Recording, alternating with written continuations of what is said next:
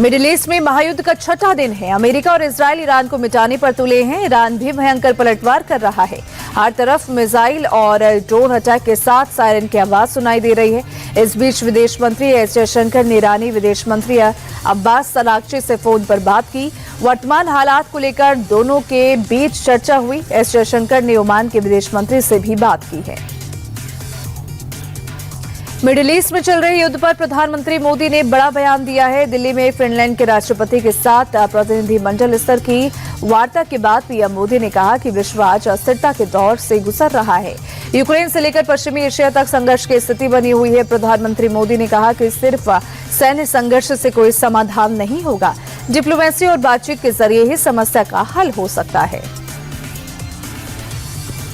Middle east में जारी जंग पर राहुल गांधी ने बड़ा दावा किया है। राहुल ने कहा कि अभी आगे और तूफान आने वाला है। ये लड़ाई हमारे आसपास तक पहुंच गई है। हिंद महासागर में ईरानी जंगी जहाज पर हमला कर उसे डुबा दिया है। फिर भी हमारे पीएम चुप है। ऐसे वक्त में एक मजबूत हाथ की जरूरत है, लेकिन कॉम्प्रोमाइज्ड पीएम ने हमारी स्ट्रेटेजिक ऑटोनॉमी को सरेंडर कर दिया है। हॉर्मुज़ स्ट्रेट बंद होने से भारत में तेल की सप्लाई खतरे में है। एलपीजी और एलएनजी के लिए हालत और भी खराब है। मिडिल ईस्ट में छिड़ी जंग के बीच भारत के लिए बड़ी राहत की खबर है। भारत सरकार के सूत्रों के मुताबिक देश में फिलहाल कच्चे तेल और गैस की कोई कमी नहीं है। भारत के पास स्टॉक अभी संतोषजनक है। भंडार को हर दिन रिफिल किया जा रहा है। सूत्रों का कहना है कि तेल और गैस की सप्लाई के लिए भारत सरकार दूसरे सप्लायर्स देशों के साथ भी संपर्क में है।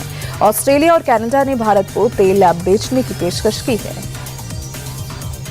ईरान जंग का दायरा बढ़ता ही जा रहा है। ईरान ने अब अजरबैजान पर ड्रोन अटैक किया है। ईरान ने अजरबैजान के नक्शिवन एयरपोर्ट पर शाहिद 130 ड्रोन से हमला किया। अजरबैजान के विदेश मंत्रालय ने बताया कि ये ड्रोन एयरपोर्ट के पास गिरा, जबकि दूसरा स्कूल के पास। हालांकि ईरान ने अजरबैजान पर हमले से इनकार किया है। ईरान के डिप्टी विदेश मंत्री का कहना है कि हम पड़ोसी देशों पर हमला नहीं कर रहे हैं। नक्शिवन में हुई स्ट्राइक की जांच होनी चाहिए। इजरायल ने दावा किया है कि उसने ईरान के बैलिस्टिक साइट पर बड़ा हमला किया है। ये साइट ईरान के गिरफ्त में है। यहीं से ईरान इजरायल और खाड़ी देशों में अमेरिकी बेस को निशाना बनाकर मिसाइलें दाग रहा है। यद्स से जो तस्वीरें आ रही हैं उनमें आग के गोले उठते दिख रहे हैं। दावा किया जा रहा है कि यही ईरान की सबसे महत्वपूर्ण मिसाइल साइट है और ईरान ने यहां भारी तादाद में बैलिस्टिक मिसाइलों के जखीरा जमा किया हुआ है।